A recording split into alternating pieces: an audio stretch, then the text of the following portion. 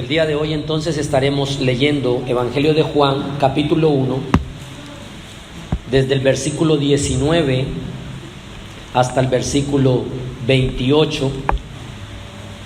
Leeré a favor de todos. Dice así: Este es el testimonio de Juan, cuando los judíos enviaron de Jerusalén sacerdotes y levitas para que le preguntasen: ¿Tú quién eres? Confesó y no negó, sino confesó: Yo no soy el Cristo. Y le preguntaron: ¿Qué pues? ¿Eres tú Elías? Dijo: No soy. ¿Eres tú el profeta? Y respondió: No. Le dijeron: Pues ¿quién eres? Para que demos respuesta a los que nos enviaron. ¿Qué dices de ti mismo? Dijo: Yo soy la voz de uno que clama en el desierto: enderezad el camino del Señor, como dijo el profeta Isaías. Y los que habían sido enviados eran de los fariseos. Y le preguntaron y le dijeron: ¿Por qué pues bautizas si tú no eres el Cristo, ni Elías, ni el profeta? Juan le respondió diciendo: Yo bautizo con agua, mas en medio de vosotros está uno a quien vosotros no conocéis. Este es el que viene después de mí, el que es antes de mí, del cual yo no soy digno de desatar la correa del calzado. Estas cosas sucedieron en Betábara, al otro lado del Jordán, donde Juan estaba bautizando. Y la enseñanza de esta mañana lleva por título: La poderosa confesión del Bautista. La poderosa confesión del Bautista. Y en el día de hoy, hermanos, nos encontramos con una realidad decepcionante. Hoy encontramos que las apariencias son las que imperan o reinan en los lugares. Usted puede notar y ver que en las redes sociales en las que estamos en el día de hoy, lo que vende es la apariencia. Usted ve una foto muy bien maquillada, usted ve un atuendo muy bien organizado, usted ve un cabello o una cabellera muy bien adornada. Pero cuando usted se encuentra con esta persona en vivo y en directo, se va a llevar una terrible decepción. Bueno, algo así le sucedió a estos fariseos cuando tenían un concepto. Ellos armaron acerca de quién era este que se había levantado bautizando, y ellos lo que quieren saber es cuál es la realidad. Muchas veces nos decepcionamos en el día de hoy, hermanos, porque tenemos una expectativa completamente incorrecta o irreal de alguien o de las cosas. Y como esto no se sujeta a la realidad, cuando contemplamos la verdad, nos decepcionamos. Ya, yo esperaba esto y no fue así. Yo creí que usted era aquello, me engañé o me autoengañé, me equivoqué. Veremos entonces la confesión poderosa que el Bautista hace, tanto negativamente como afirmativamente. Versículo 19. Este es el testimonio de Juan. Juan, como usted ya debe saber, estaba testificando constantemente a Cristo. ¿En qué se centraba la predicación de Juan? Primero que todo, en que arrepentimiento de pecados. Y segundo, en bautismo para evidencia de este arrepentimiento. Mire lo que dice, por favor, en el Evangelio de Marcos, capítulo 1.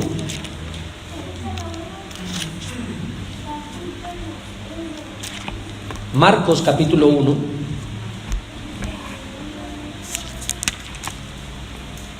En el versículo 4 y versículo 5.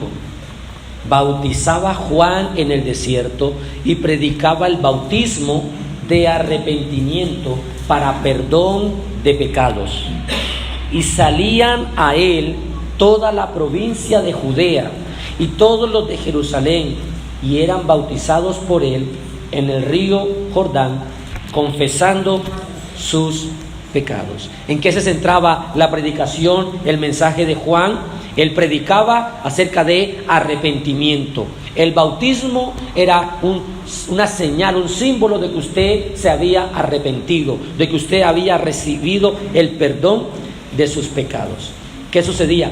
Muchísima gente empezó a abarrotarse tras la predicación de este hombre.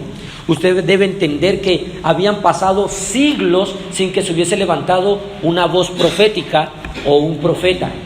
Siglos. Desde el último profeta, conocido como Malaquías, que es el último libro del Antiguo Testamento, hasta el tiempo en el que el Señor Jesucristo viene, pasaron alrededor de 400 años, hermanos, de silencio. ¿En qué sentido? En el que el Señor no había enviado una voz profética, un profeta que enviara un mensaje de parte de Dios. De repente surge un hombre salido del desierto y empieza a proclamar esta verdad. Empieza a decirle a la gente que se arrepienta de sus pecados. Empieza a decirle a la gente que ya el hacha está puesta a la raíz, que si son árboles que no dan frutos, serán cortados y lanzados al fuego. Habla del fuego, habla del infierno, habla de pecados, habla de arrepentimiento. Es un mensaje chocante. Es un mensaje confrontador.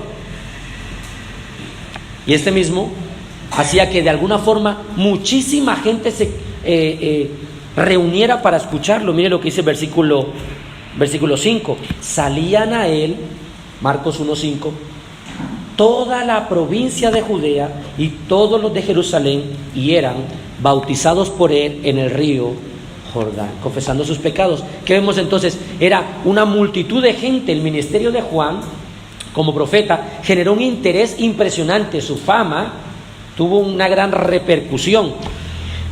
¿Qué hacían estas personas? Confesaban sus propios pecados, reconocían: yo he pecado contra Dios, yo he desobedecido la ley de Dios, yo no he andado conforme a las escrituras, a las demandas del Señor. Si confesaban entonces sus pecados y se arrepentían, Juan los bautizaba.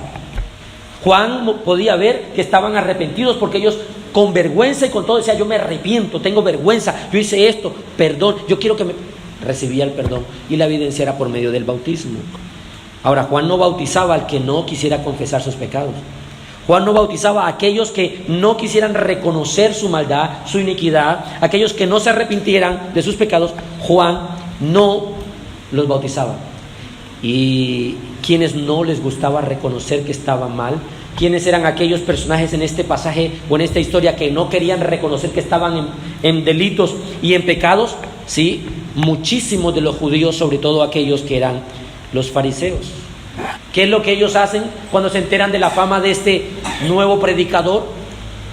Esta multitud les sigue. Cuando llega este comentario a ellos, al oído de ellos, que hay una persona predicando arrepentimiento, lo primero que ellos hacen es enviar una comitiva, que es lo que dice el Evangelio de Juan.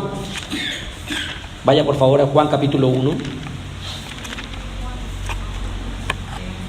Y dice en el versículo 19: cuando los judíos enviaron de Jerusalén sacerdotes y levitas para que le preguntasen: ¿tú quién eres? Lo primero que ellos hacen es enviar una comitiva, un grupo de personas. ¿Para qué? Para que cuestionasen cuál era el ministerio y por qué se dedicaba Juan a estas cosas. Ahora, los sacerdotes, escuche esto, venían de la sucesión de Aarón. Los sacerdotes venían de la parte de Aarón. Dice allí que venían sacerdotes y levitas. Y los levitas, usted debe entender que eran los de la tribu de Leví. Sin embargo, ellos no fueron autoenviados por sí mismos. Miren lo que dice el versículo 24, Juan 1:24. Y los que habían sido enviados eran de los fariseos. Eran los fariseos los que estaban completamente o absolutamente interesados acerca de quién era este hombre que viene a decirle a la gente que se arrepintiera. ¿Qué se está creyendo esta persona? ¿Se cree perfecto? ¿Por qué manda a los demás que se arrepientan? Nosotros no tenemos que arrepentirnos. Nosotros somos fariseos. Los fariseos vienen de una línea larga de legalistas, personas que querían cumplir al pie de la página y habían agregado y anexado nuevas leyes y decían que Dios las había ordenado. Estos fariseos creían que no tenían que arrepentirse. Ellos eran muy orgullosos. Usted recuerda en su mente la cantidad de veces que el Señor se enfrentó a los fariseos y no les hablaba con dulzura ni suavemente, porque eran personas que eran hipócritas, eran rebeldes, eran contumaces, eran porfiados. Estos fariseos estaban completamente hinchados de orgullo y de altivez. Ellos pertenecían al Sanedrín, o lo que se conoce como el Supremo Consejo de Israel. Ellos creían que no tenían necesidad de arrepentimiento.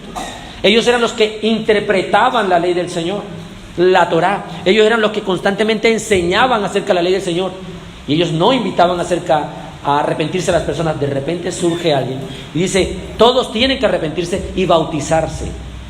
La práctica del bautismo era un rito que se hacía principalmente para los que no eran judíos, con el propósito de que aquel que no era judío quería pertenecer al judaísmo o a las enseñanzas de la Torá. Se le hacía el rito de la purificación, o lo que se conoce como el bautismo. Algunas veces era por aspersión, otras veces por inmersión, pero este acto del bautismo o del rito de purificación se hacía principalmente con los que no eran judíos, porque los judíos decían: ellos son pecadores, nosotros no. Ellos están mal, nosotros no. Ellos están corrompidos, corruptos, depravados, nosotros no. Ahora Juan aparece de la nada y dice: no, ellos no están corruptos, nosotros somos los que estamos corruptos. Todos, desde el más alto hasta el más pequeño. No son aquellos los que necesitan bautizarse para mostrar que están arrepentidos y que han sido perdonados. Son todos los judíos. Y claro, esto generaba un choque cultural, teológico, porque estas eran personas muy egocéntricas. Estas personas tenían mucha erudición, al igual que los saduceos, tenían mucho poder político. Ellos tenían altos rangos de honor. Así que eran vanidosas, egocéntricas, prepotentes. Ahora, antes de continuar, ¿acaso sucede así con nosotros, hermanos? ¿Acaso somos esa clase de persona, eres esa clase de persona que cree que pues arrepentimiento yo no debo tener? Recuerda que los fariseos tenían esta actitud: bueno, ¿quién es este que está mandando a la gente a arrepentirse? Nosotros no tenemos de qué arrepentirnos. ¿Eres esa clase de persona que cree que no tiene que arrepentirse, que cree que, bueno, yo soy bueno, yo no soy malo, antes soy demasiado honesto, soy demasiado recto, hago las cosas bien, no le hago daño a nadie, yo no tengo por qué arrepentirme? Tal vez estás tan envuelto en tus títulos, en tus grados honoríficos, académicos. Es que yo tengo licenciatura, pastor, yo tengo maestrías, yo tengo doctorados, así que pues, ¿de qué me tengo que arrepentir? ¿Debe ser una persona docto, un preparado? Pues ellos eran así, tenían una sensación de superioridad, y esta clase de sensación en ti, porque tú ganas unos ceros de más, a diferencia de los otros hermanos que vienen con la misma prenda de vestir al culto, y tú sientes que de alguna forma, bueno, eres superior. Ellos creían esto. Los fariseos, cuando venían una persona que se acercaba, un pecador, cambiaban de acera o de andén. Se cambiaban del lugar porque no se querían contaminar, como diría alguien, con la chusma. ¿Eres así, esa clase de persona que tienes un carácter egocéntrico? ¿Eres porfiado, testarudo? ¿Te caracterizas por ser una persona obstinada, contumaz, terca, y dices, pero yo no necesito arrepentimiento? Bueno, tal vez eres un fariseo disfrazado con piel de oveja. ¿Con qué objetivo fueron enviados estas personas? Ellos quieren saber quién es este hombre, de dónde surgió. La pregunta que ellos hacen, dice versículo 19, sacerdotes y levitas, para que le preguntasen: ¿tú quién eres? Es decir, Juan, ¿tú qué personaje pretendes ser? Si usted quiere conocer un poco más acerca de la vida o la historia de Juan, en su caso usted se puede leer Lucas capítulo 1, y usted va a entender que Juan pertenecía a la tribu ¿de qué? De los levitas. Juan era descendiente de Zacarías, era un sacerdote. mis hermanos. Así que ellos podrían saber con claridad que él no era el Mesías, porque el Mesías no vendría de la tribu de Leví, sino de la tribu de Judá, de la tribu de Judá. Sin embargo, usted después, cuando empieza a mirar, ellos tenían la sensación de que este era el Cristo, tenían en su mente el concepto, este es el Mesías. Sin embargo, empiezan diciendo, ¿tú qué personaje pretendes ser, Juan? ¿Tú quién eres? ¿Cuándo comenzó tu ministerio? Nuevamente vayamos al Evangelio de Marcos, capítulo 1, versículo 6. Marcos capítulo 1, versículo 6. Vamos a ver el ministerio de Juan el Bautista. Dice, Juan estaba vestido de pelo de camello y tenía un cinto de cuero alrededor de sus lomos y comía langostas y miel silvestre. Juan había nacido en una familia sacerdotal, era miembro de la tribu de Leví. ¿Dónde comenzó él su ministerio? Bueno, se dice que se preparó en el desierto, no dice dónde más, surgió de repente. Ahora, en una edad aproximadamente entre 29 a 30 años, Juan inicia su ministerio al lado del Jordán. ¿Y cuál era su forma de vestir? ¿Cuál era su forma de vivir? ¿Era una forma de vivir pomposa? ¿Era una forma de vivir con lujos y comodidades a diestra y a siniestra? No, dice que se vestía con pelo de camello y tenía un cinto de cuero alrededor de sus lomos. Comía langostas y mieles silvestres. Ahora, ¿qué vemos? Que su ropa era una ropa resistente, pero no era una ropa de marca, no era una ropa de moda, era una ropa poco confortable y definitivamente nada elegante. Nos recuerda a el profeta Elías Tisbita, que también vestía de esta manera. Ahora, ¿cómo proclamaba él la verdad? Versículo 7. Y predicaba diciendo, viene tras mí el que es más poderoso que yo, que no soy digno de desatar encorvado la correa de su calzado. Juan proclamó con denuedo, con firmeza, la necesidad de arrepentimiento y la preparación espiritual para el que venía detrás de él, que era el Mesías. Juan no era el Mesías, Juan sabía que venía detrás de él el Mesías, es decir, él era el precursor profético de aquel rey de reyes. Él era simplemente, lo que veremos después, un mensajero. ¿Cuál es la respuesta de Juan a la pregunta? Ya nosotros vemos de dónde viene Juan, ya entendemos cómo fue su ministerio, pero ¿qué respondió Juan? Es una oportunidad única para Juan cuando le preguntan, ¿tú quién eres? El versículo 20 de Juan capítulo 1 dice, confesó y no negó, sino confesó, yo no soy el Cristo. ¿Cuál fue la respuesta del Juan el Bautista? Les aseguró, les declaró, les dijo, paren de hacerse falsas imágenes de mí, paren de obtener o hacerse ideas erróneas, equivocadas de mí. Yo no soy el Cristo. ¿Por qué hace esto? Hermanos, lo primero que debemos entender es que Juan era un hombre lleno del Espíritu Santo. Si hay alguien en la Escritura que se dice que desde el niño, desde el vientre, había sido lleno del Espíritu Santo, ese es Juan el Bautista. Es increíble. ¿Qué vemos aquí? Él recalca tanto a sus seguidores como a los contrincantes que venían a cuestionar, bueno, ¿y este quién es? Le recalca, le dice, yo no soy el Cristo, yo no soy el Salvador del mundo, yo no soy el escogido de Dios para traer redención, yo no soy ese Cristo.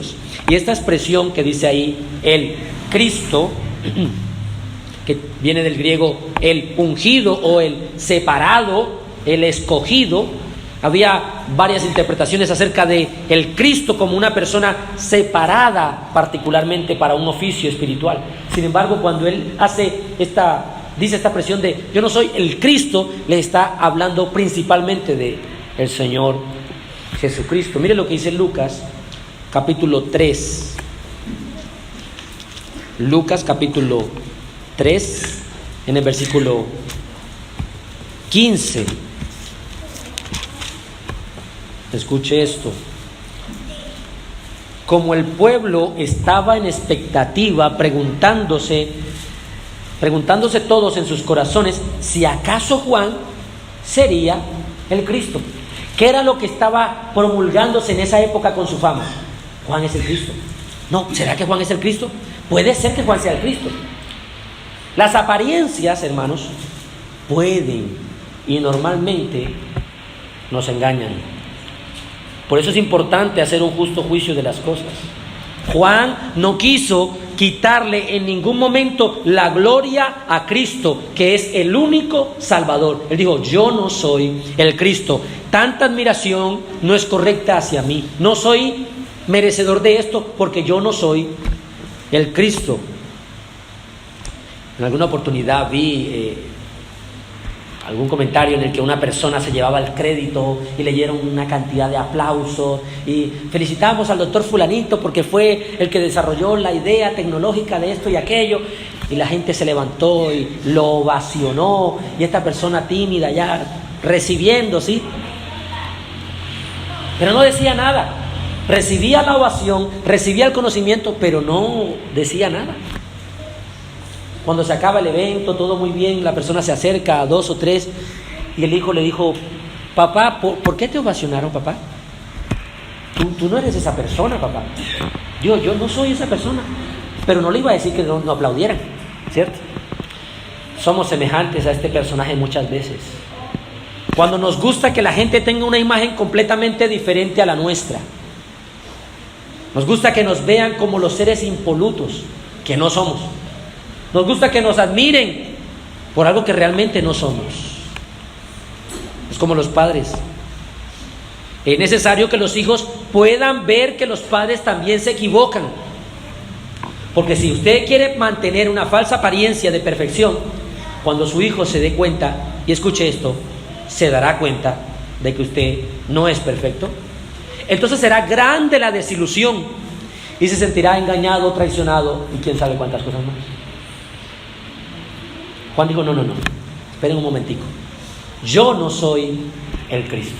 Es necesario entonces que como padres, cuando nos equivoquemos, y esto es a diario, podamos ir en arrepentimiento y pedir perdón.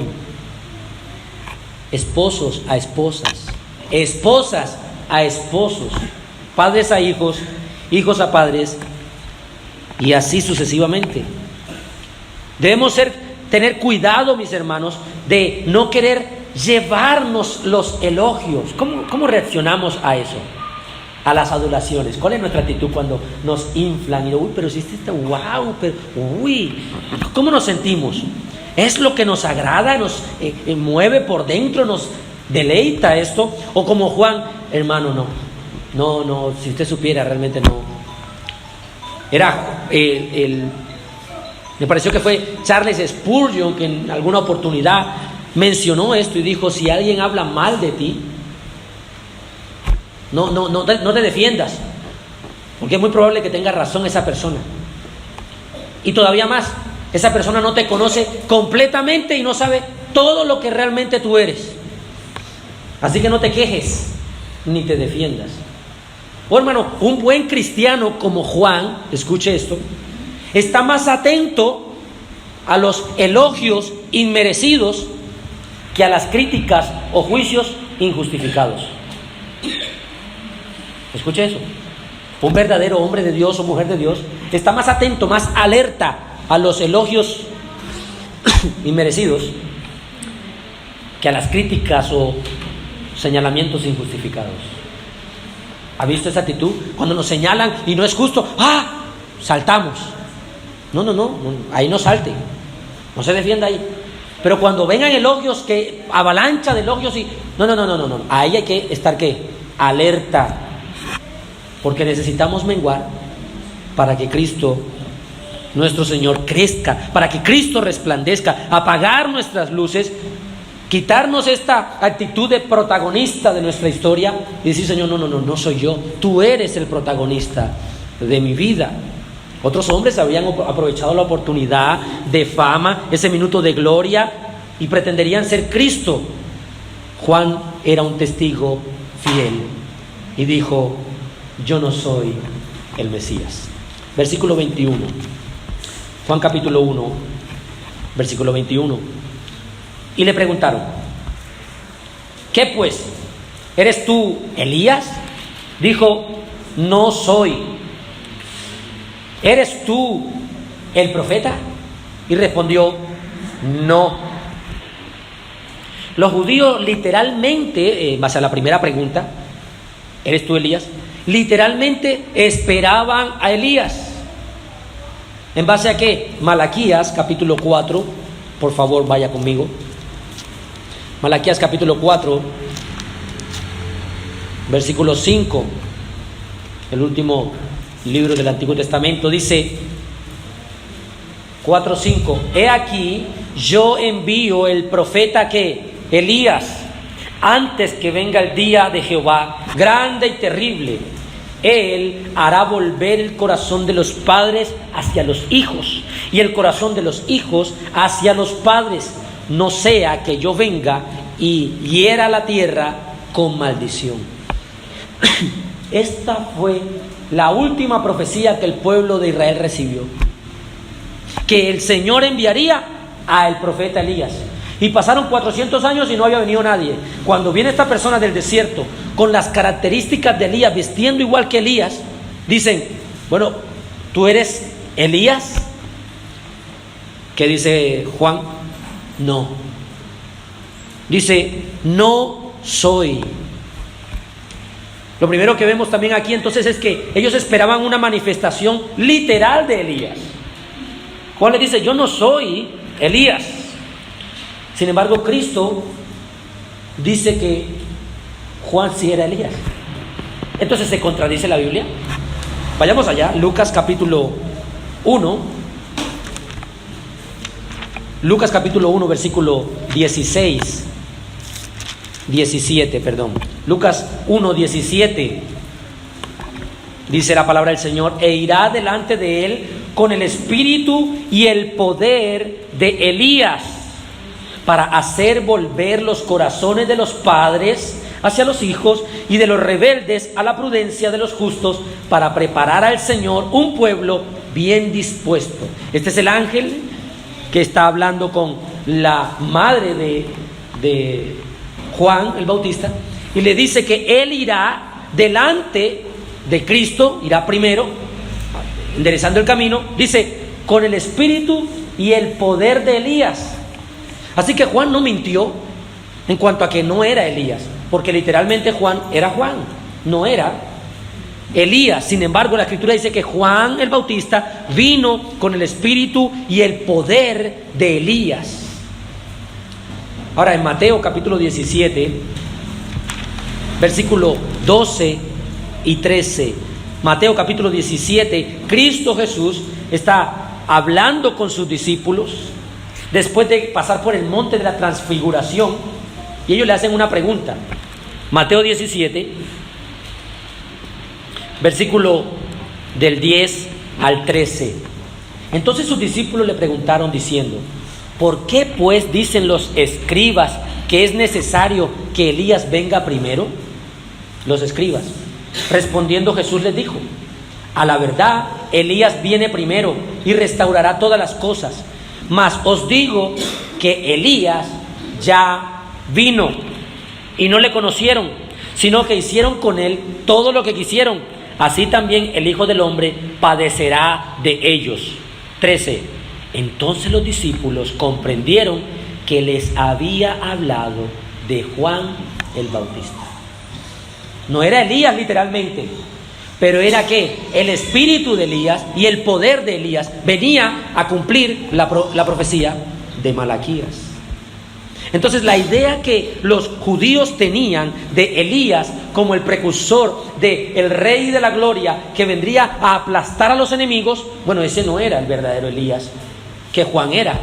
Ellos esperaban directamente a Elías Tisbita, el profeta que enviaba ¿qué? Fuego del cielo, que envió una sequía por más de 3 años Ellos esperaban a este profeta y Juan les dijo, no, yo no soy ese Elías. Pero vemos que sí tenía que el espíritu y el poder de Elías. Sin embargo, después de que él responde, no soy, ¿qué preguntan? Ok, no es Cristo, no es Elías. Le dicen, ¿eres tú el profeta?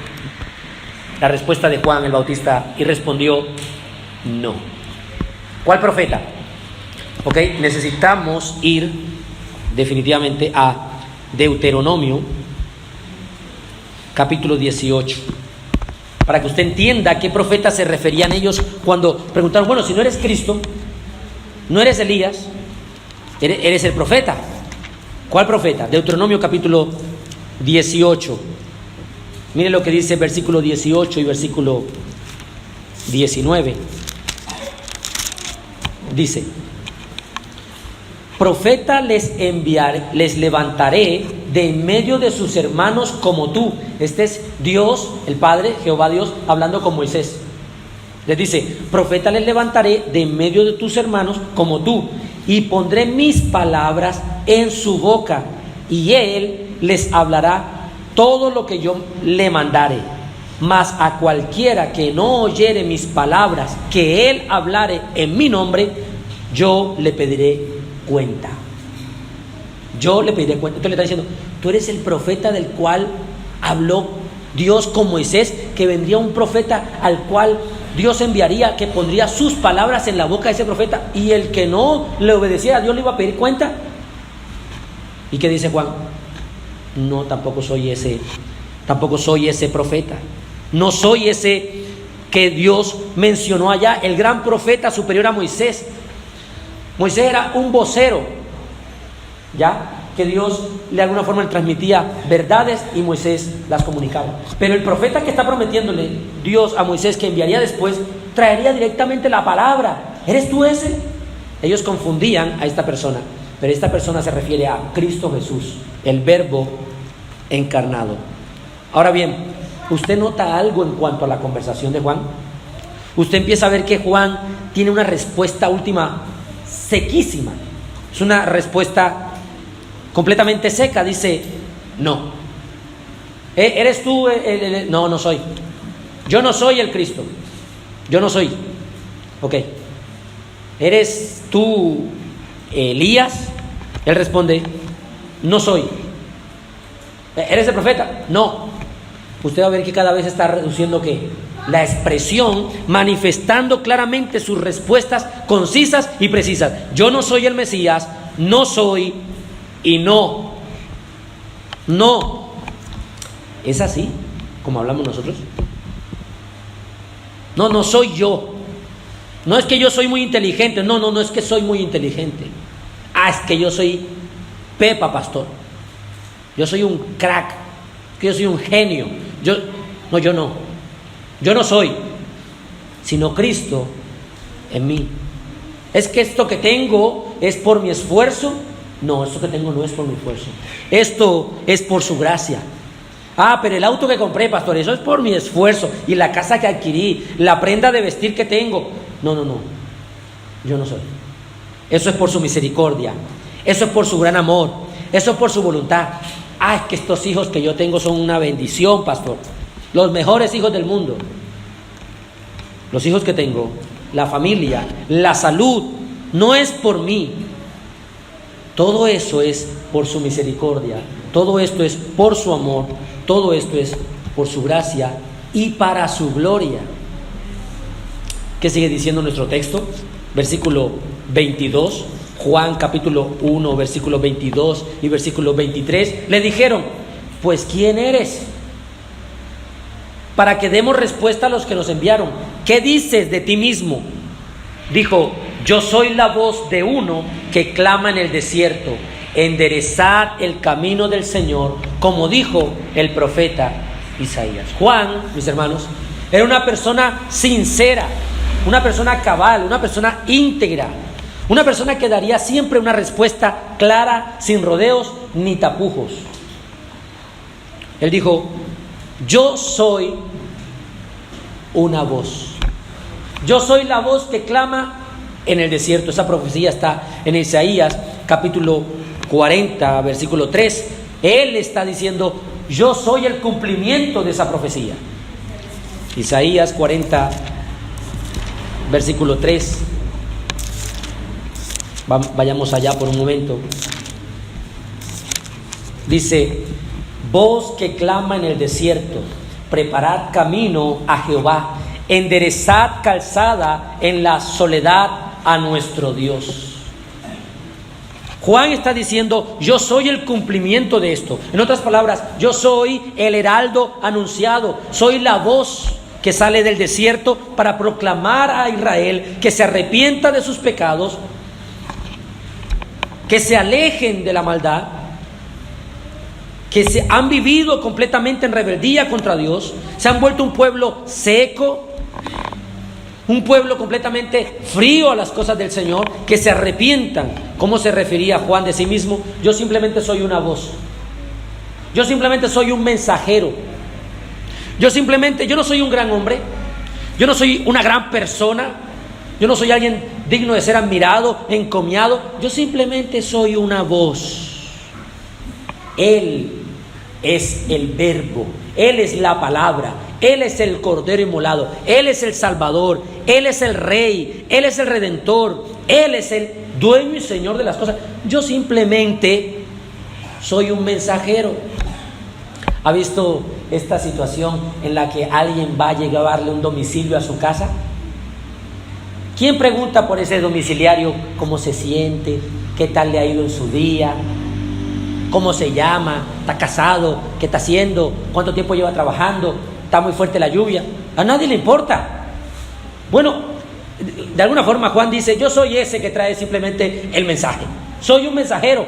No se fijen en mí. Reciban el mensaje, reciban al que traigo, al que estoy proclamando. Arrepiéntanse de sus pecados, abandonen su maldad y que vayan a Cristo. El mensaje de Juan era sencillo: enderezar el camino del Señor. El Mesías viene. Él tenía como propósito preparar, o como decía en la versión del hermano, allanar el terreno, porque viene el Rey detrás, está preparando la vía. Ahora, ¿qué es este arrepentimiento que Juan involucraba? Hendrickson, uno de los comentaristas reformados, dice con respecto al arrepentimiento que Juan proclamaba de ellos: lo que se requiere es un dolor sincero por el pecado y una oración suplicando misericordia y perdón, y ambas, desde luego, consideradas como un producto de la gracia soberana de Dios. Dolor sincero por el pecado. ¿Sucede así con usted, mi amado hermano? ¿Hay un genuino y sincero dolor por el pecado? ¿Hay una oración, una súplica genuina, rogando, implorando por misericordia? ¿Una plegaria suplicando por perdón cuando peca con el Señor? ¿Sucede también así? Juan dijo: yo soy la voz. Nosotros, la iglesia, somos esa voz. Somos los que llevamos el mensaje del Evangelio. ¿Sucede así con usted, hermano? ¿Es usted esa voz como Juan? ¿Está proclamando las verdades que se encuentran en las Sagradas Escrituras? Así como Juan, de alguna forma, predicaba a las personas que se arrepintieran. ¿Cuándo fue la última vez que usted le dijo a alguien que estaba en pecado y que se arrepintiera? Es interesante ver cómo nosotros quizá hemos ido recortando parte del mensaje del Evangelio para no incomodar al hermanito, para que se sienta cómodo aquí en la iglesia, para que no me vaya a mirar mal. Juan no estaba pensando en que si me mira mal o no. Juan: yo vengo a traer el mensaje, aquí está, me voy, listo. ¿Le gustó? Bien. ¿No le gustó? Usted va a rendir cuentas al Señor. Hoy debemos, hermanos, predicar este mismo mensaje y no recortar todas las implicaciones que conlleva el Evangelio, tanto sus promesas y mensajes de salvación y de esperanza y vida eterna, como sus advertencias y amenazas de juicio venidero en el castigo eterno del infierno. Ambas son verdad y son una misma verdad. Arrepentimiento y fe, predicaba Juan, arrepentimiento y fe debe predicar la iglesia del Señor. Ese es el mensaje del Evangelio. ¿Cómo se enderezan el caminar de las personas si no es corrigiendo el caminar? ¿Cómo se corrige el andar, la forma de comportarse de las personas, si no se les advierte a través de la Escritura que están andando en pecado deliberado contra la ley y ordenanza del Señor. No lo van a saber. Algunos incluso lo ignorarán. Sin embargo, Juan proclamaba, anunciaba y confesaba que Jesucristo era la fuente de vida eterna. En Él había suficiente agua para vida eterna. ¿Y dónde predicaba Juan? En un desierto. Les está diciendo, en todo este desierto en el que vivimos, hay una fuente, hay un estanque, ríos de agua viva fluyen de Él. ¿Quién es? El que viene, no soy yo, es el que viene detrás de mí. Yo mismo he de beber de esa agua y de esa fuente. Así que, ¿cómo han de conocer las personas que están mal? Por medio de la voz de la iglesia. Si la iglesia no sale, no proclama, si usted es un cristiano que en cuanto a la proclamación del evangelio es mudo, yo se lo voy a decir con mucho amor y con mucho temor delante de Dios: usted es un siervo peor que inútil. Y voy a repetir eso: si usted no está abriendo sus labios para proclamar las verdades del evangelio, usted es un siervo peor que un inútil. El Señor Jesucristo dijo que cuando hiciéramos todo lo que se nos mandó, seríamos siervos inútiles. Y si no hacemos lo que se nos mandó, somos peores que siervos inútiles. Y me temo que la gran mayoría de la cristiandad en el día de hoy tiene esta autoconfianza en que, bueno, es que eso le corresponde al pastor. El pastor tiene que predicar. No es que eso le corresponde al de allá, sí. A mí no, yo no tengo que hablar. Yo no tengo que ser una voz que clama en este desierto, en esta esterilidad. La gente muriendo de sed. Tengo la fuente de agua viva conmigo y no, y ahí cada quien vea cómo sobrevive.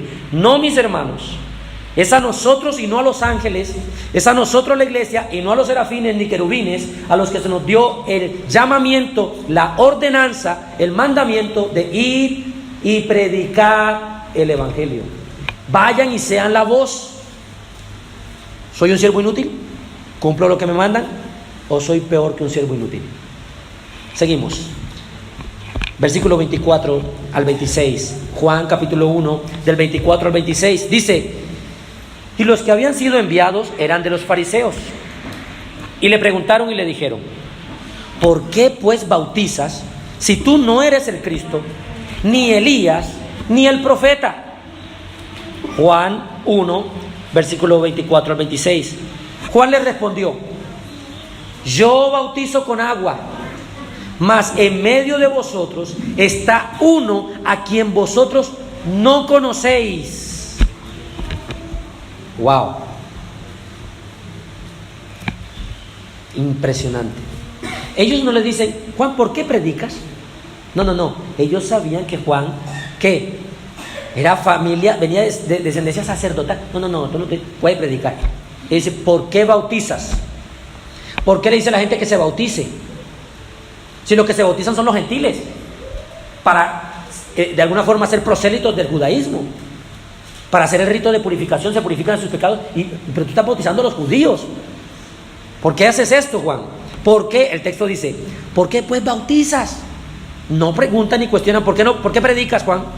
¿Por qué bautizas si tú no eres el Cristo, ni Elías, ni el profeta? Ellos están tratando de encontrar la autoridad. ¿De dónde sacas tu autoridad? ¿Quién te aprobó? ¿De qué parte tú tienes esta autoridad que afirma que tú puedes hacer esto? Dices que eres una voz anónima, una voz que sale del desierto. Bueno, ¿quién te autorizó para estar bautizando? ¿Quién hizo eso? Por supuesto, Juan dice: yo bautizo con agua, mas en medio de vosotros está uno a quien vosotros no conocéis. Él está diciendo: el bautismo que yo hago es simplemente una manifestación y señal externa. Es algo exterior. Es lo que se ve por fuera. Es el bautismo que yo hago. ¿Pero qué? Pero hay uno que no bautiza con agua, solamente exteriormente.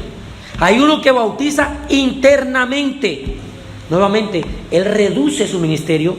Él reduce y rechaza el honor que ellos puedan o estén dispuestos a darle. Él dice: yo simplemente soy una voz y bautizo con agua.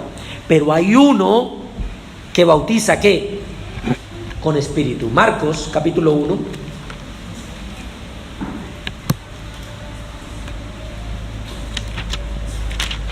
versículo 8.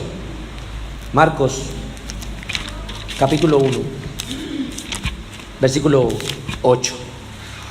Yo, la verdad, dice Juan, os he bautizado con agua, pero él, y este él es Cristo Jesús, os bautizará con Espíritu Santo.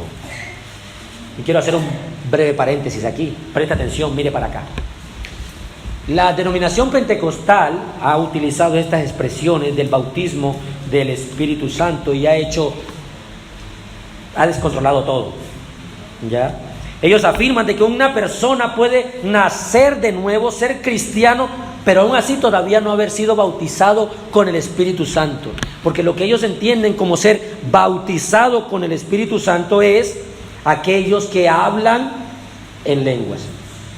Entonces, si usted no habla en lenguas, usted, desde la perspectiva de ellos, no ha sido bautizado al Espíritu Santo, no ha recibido al Espíritu Santo en ese sentido.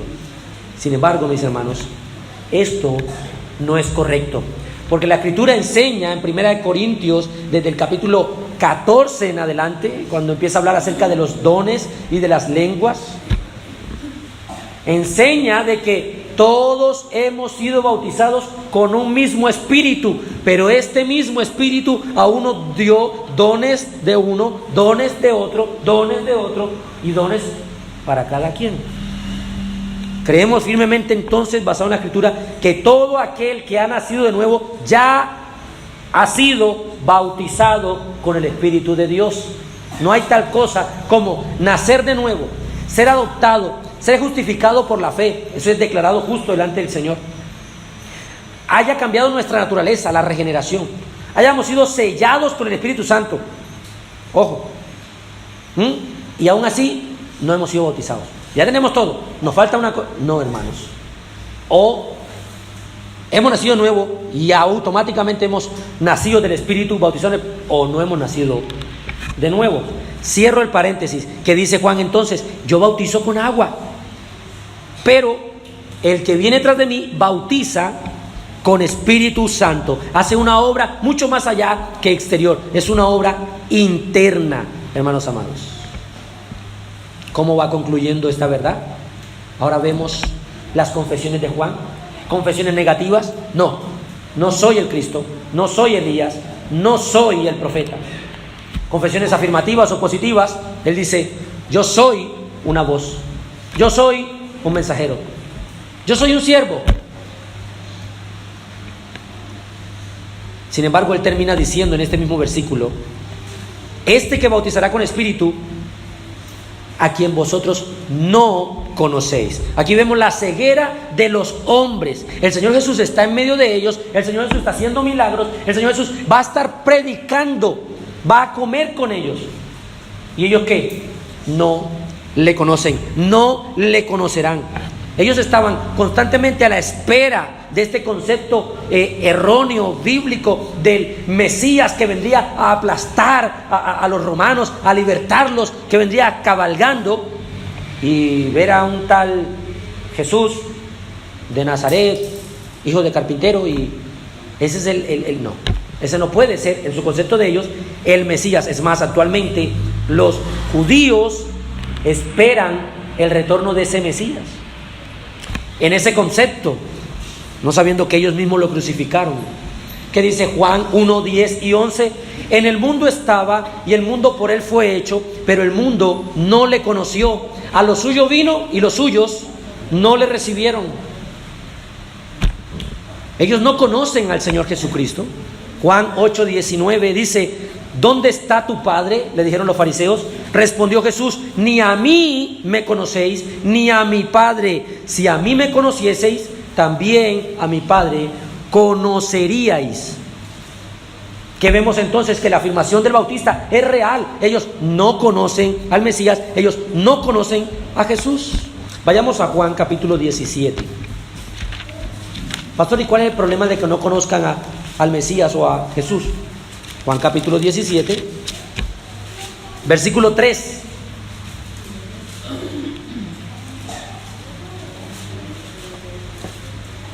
Dice el Señor Jesús: y esta es la vida eterna. Que te conozcan a ti, el único Dios verdadero, y a Jesucristo, a quien has enviado. La persona que no conoce a Cristo, la persona que no conoce al Señor, no puede tener vida eterna. Mira lo que dice el versículo 25, Juan 17, 25. Padre justo, el mundo no te ha conocido, pero yo te he conocido, y estos han conocido que tú me enviaste. ¿Qué dice? El mundo no le conoce al Señor. Usted le pregunta a la gente: oye, ¿usted cree en Dios? Sí. Ellos creen en el Dios de su imaginación, no en el Dios de las Escrituras. Hay uno más sincero, ¿no? No, yo creo en Dios a mi manera. Obvio, es un ídolo lo que tienes. Ese no es el Dios de las Escrituras. El que no conoce a Cristo no conoce al Padre. Y si no conocemos al Padre ni al Hijo, nosotros no tenemos vida eterna. Así que cuando Juan le está diciendo: vosotros no lo conocéis, le está diciendo: ustedes no tienen ¿qué? Vida eterna. Ustedes no le conocen a Él. ¿Cómo termina este pasaje? Juan 1, 27 y 28. Este es el que viene después de mí, el que es antes de mí, del cual yo no soy digno de desatar la correa del calzado. Estas cosas sucedieron en Betábara, al otro lado del Jordán, donde Juan estaba bautizando. Juan aquí se presenta como un esclavo, ya no solamente una voz, un mensajero, un siervo. Aquí dice como un esclavo. Los esclavos eran los únicos que podían atar las sandalias de sus amos. No eran los aprendices, ni los pequeños trabajadores, los esclavos. Y él dice: yo no soy ni siquiera digno, en el otro pasaje que leíamos en Marcos, decía, de atar encorvado, arrastrado en el suelo, el calzado de mi Señor. Cualquiera diría: pero Juan, qué falsa humildad. Eso es falsa humildad, pastor. ¿Cómo que uno no es digno ni siquiera estar arrastrado tocando los pies del Señor? No somos dignos. Pero de estar arrastrado y tocar los pies del Señor, ¿no somos dignos de eso? No. ¿Sabe de qué somos dignos los seres humanos? De estar arrastrados bajo los pies del Señor, pero aplastados por su poder. Esa es la verdad. Porque nosotros éramos por naturaleza hijos de ira. Es lo que le dice el Señor. En el salmista dice: le dijo el Señor a mi Señor: siéntate a mi diestra hasta que ponga todos tus tus enemigos al estrado de tus pies. ¿El estrado cuál es? El tapete. Ese tapete que usted llega a la casa y dice bienvenido. ¿Y usted qué hace con el tapete? De eso somos dignos, de estar aplastados por los pies del Señor. ¿Y qué nos concedió? Salvación. ¿Qué nos concedió? Vida eterna. ¿Qué nos concedió? Misericordia, gracia, amor. No somos dignos de esas cosas. De lo otro sí somos dignos, pero no nos concedió eso, hermanos. Y Juan es consciente de esa verdad. Así que el cristiano debe bajarse del pedestal en el que se encuentra. Un cristiano no puede compaginar con el orgullo. Y esa, mis hermanos, va a ser la primera aplicación. Primera aplicación. Hermano, honestamente, ¿eres humilde? Sinceramente, hermano, ¿eres humilde? ¿Cuál es tu actitud frente a los elogios, las adulaciones, los títulos, las lisonjas? Y vea: uy, que ese muchacho predica súper bien. Uy, es que aquel, mire cómo viste, uy, tiene un auto. ¿Eres humilde, hermano? ¿Te has cuestionado esto? No una falsa humildad, tan pobrecito yo. Es que soy tan torpe yo. No, falsa humildad no. Verdaderamente eres humilde, porque en la Escritura los hombres de Dios se caracterizan por la humildad. Ahora, si yo le digo a usted que debemos aprender humildad de Juan, pero no le apunto a Cristo, perdimos casi una hora de enseñanza. El ejemplo perfecto de santa y total humildad es nuestro Señor Jesucristo. Él mismo dijo: aprended de mí, que soy manso y humilde de corazón. Somos entonces en ese sentido como Juan. ¿Queremos menguar para que Cristo crezca? ¿O queremos nosotros siempre estar de protagonistas? Esa palabra es interesante. ¿Buscas constantemente ser el protagonista de tu historia? O buscas que Cristo sea el protagonista de tu matrimonio, que Cristo sea el protagonista en tu trabajo, que Cristo sea el protagonista en la crianza de tus hijos, en tu hogar, en ti. Debemos ser conscientes de que hay un impulso y un deseo en nuestros corazones de ser siempre los protagonistas, de querer acaparar toda la atención, de que todo gire en torno a nosotros. Mírenme cómo me desprecian, mírenme cómo me sacaron del grupo, mírenme cómo nadie me saluda, mírenme cómo... Pero, ¿quién te crees, hermano? Estás buscando con afán mostrarte como la persona más calificada, buscando visibilidad, notoriedad, preeminencia, que siempre te estén viendo a ti. Y esto tanto para el extrovertido como para el introvertido. No crea usted que esos son los extrovertidos, que esos siempre están como queriendo ser los... No, hermanos. Los creyentes, históricamente, escuche esto, pueden poseer pocos dones. Los creyentes pueden tener incluso poco conocimiento. Los creyentes incluso pueden tener pocos recursos. Pero un verdadero creyente tiene humildad. Y si somos orgullosos, hermanos, debemos cuestionarnos. ¿Qué leíamos en el Salmo? Dios al altivo lo mira, ¿qué? De lejos, lo aborrece. Lo aborrece y Él da gracia, da su favor, su acompañamiento a los humildes. A los humildes. ¿Estoy buscando constantemente mi propia gloria? ¿O estoy procurando pensar poco de mí mismo? O es que yo pienso, es que yo soy esto, es que yo puedo. No. Busco siempre menguar. Estoy abandonando todos esos pensamientos orgullosos y me revisto, como dice en 1 de Pedro 5:5, revestidos de humildad. Y esto habla no de, vístanse un poquito de humildad, es una doble vestimenta, un revestimiento de humildad. Hermano, quizá a usted le falte dinero, quizá le falte a usted tiempo para trabajar, quizá le falte salud, pero a usted no le puede faltar humildad, hermano. Porque no tenemos absolutamente nada de qué gloriarnos. Efesios 2, que dice, no por obras, versículo 9, para que nadie se gloríe, nadie se jacte. Entonces debemos despojarnos de estos harapos de altivez, de arrogancia, quitarnos esa actitud de pomposidad, de superioridad, bajarnos de la nube, bajarnos del pedestal y decir, Señor, me humillo delante de ti. Su palabra dice, porque cualquiera que se enaltece será humillado, y el que se humilla será enaltecido. Hemos de unirnos a Juan y decir, Señor, no soy digno de recibir ninguna de tus conmiseraciones. Señor, Padre, no soy digno de recibir ninguna de tus tiernas bondades y misericordias. Señor, ni siquiera soy digno de atar tu calzado. Yo soy nada, Cristo, tú eres todo. Y decir como el salmista, no a nosotros, oh Señor, sino a tu nombre da la gloria. Segunda aplicación. Iglesia, ¿estás confesando a Cristo? Juan hizo una confesión poderosa, de una manera negativa y luego de una manera positiva. ¿Estamos confesando a Cristo, mis hermanos? ¿O nosotros somos como los judíos en esta historia y los sacerdotes y levitas que voluntariamente idearon un Cristo falso? Ellos creían que Juan era el Cristo.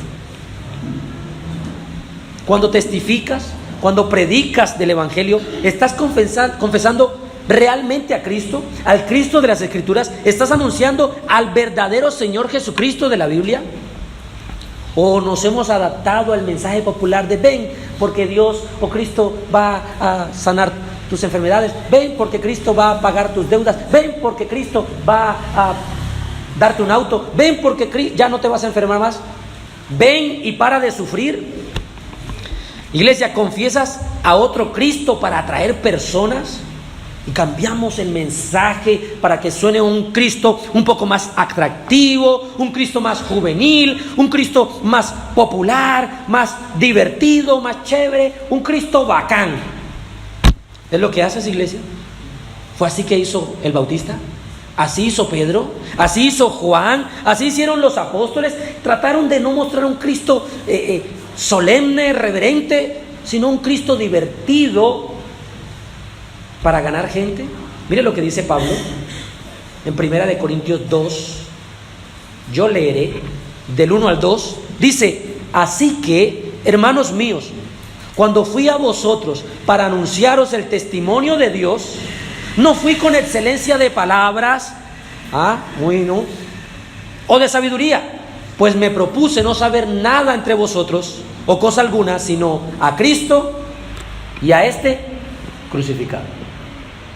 A Jesucristo y a este crucificado. Cuando yo le hablo a la gente de Cristo, estoy presentando a este Cristo, al Cristo de las Escrituras.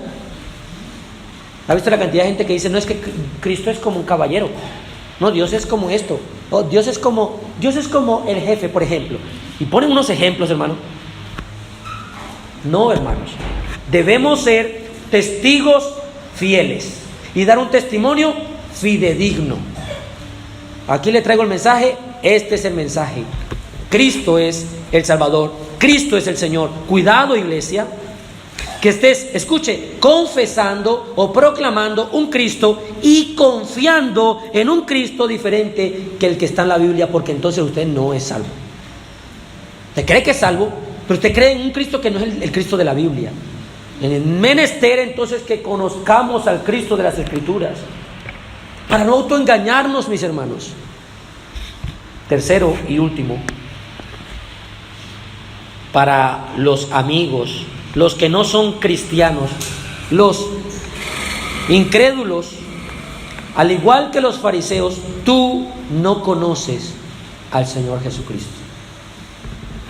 Tal vez llevas tiempo escuchando la predicación, tal vez tus padres te dieron algunos mensajes, algunas enseñanzas de la Escritura.